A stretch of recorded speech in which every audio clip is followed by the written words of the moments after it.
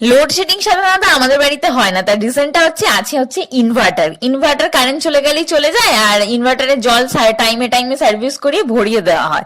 কিন্তু এইবারেই হচ্ছে লোডশেডিং হয়েছে, আর তার আগেই ইনভার্টারের জলটা শেষ হয়ে গেছে।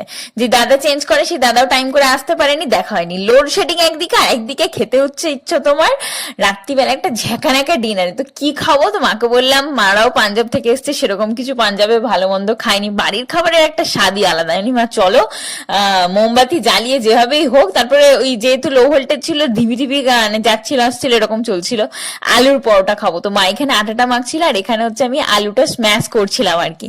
তো ফাইনালি আজকে রাত্রে আমাদের ডিনার রেডি হয়ে গেছে, গরম গরম আলুর পরোটা সস, আর তার সাথে আমার ফেভারিট হচ্ছে কমলা ভোগ। উফ, কি যে ভালো খেয়েছিলাম, তোমাদেরকে কি বলবো। মায়েরাও অনেকদিন পর বাড়ির খাবার খেয়েছে, আর আমিও যেহেতু মা ছিল না সেইভাবে খাওয়া দাওয়া একদমই ঠিকঠাক করিনি, তো যার ফলে